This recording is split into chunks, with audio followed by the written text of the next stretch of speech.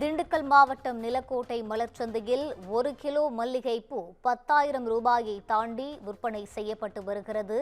மல்லிகைப்பூவின் வரத்து குறைவால் விலை உயர்ந்துள்ளதாக வியாபாரிகள் தெரிவித்துள்ளனர். 20 கிலோ உற்பத்தி செய்த மல்லிகை தோட்டங்களில் 200 கிராம் பூக்கள் மட்டுமே உற்பத்தியாவதால் வரத்து குறைந்துள்ளதாகவும் தகவல் வெளியாகியுள்ளது. திண்டுக்கல் மாவட்டம் நிலக்கோட்டை மலர்ச்சந்தையில் 1 கிலோ மல்லிகைப்பூ 10,000 ரூபாயை கடந்து விற்பனை செய்யப்பட்டு வருகிறது. இதுகுறித்த கூடுதல் விவரங்களோடு இணைகிறார் எமது செய்தியாளர் சக்திவேல். வணக்கம் சக்திவேல், கூடுதல் விவரங்களை பகிரலாம். நிச்சயமாக வணக்கம் ரூபி. திண்டுக்கல் மாவட்டம் நிலக்கோட்டை மலர் சந்தையில் 1 கிலோ மல்லிகைப்பூ ரூபாய் 10,000 தாண்டியது. வரத்து குறைவு காரணமாக மல்லிகை பூக்களுக்கு கடும் தட்டுப்பாடும் ஏற்பட்டுள்ளது. நிலக்கோட்டை வத்தலகுண்டு பகுதியில் ISI தரம் சான்று கொண்ட மதுரை மல்லிகை பூ அதிக அளவில் சாகுபடி செய்யப்பட்டுள்ளது. இந்நிலையில் கடந்த 1 மாத காலமாக நிலவி வரும் அதிகாலை பனிப்பொழிவு காரணமாக மல்லிகை செடிகளில் மொட்டுக்கள் அரும்பு விடாமல் மல்லிகை பூ உற்பத்தி குறைந்தே காணப்பட்டு வருகிறது. 20 கிலோ உற்பத்தி செய்த மல்லிகை தோட்டங்களில் தற்போது 200 கிராம் பூக்கள் மட்டுமே உற்பத்தி ஆகின்றன. இதனால் நிலக்கோட்டை மலர் சந்தையில் கொண்டு வரப்படும் மல்லிகை பூக்களுக்கு கடும் சரிவு ஏற்பட்டுள்ளது.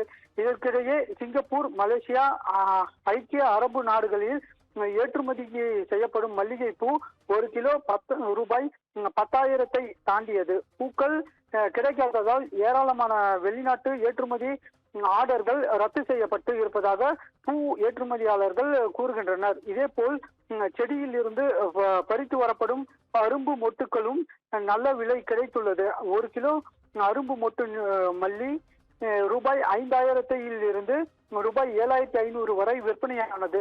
தொடர்ந்து வரத்து குறைந்து காணப்பட்டதால் மல்லிகை பூ விலை இன்னும் பல மடங்கு உயரும் என ஏற்றுமதியாளர்கள் கூறுகின்றனர்.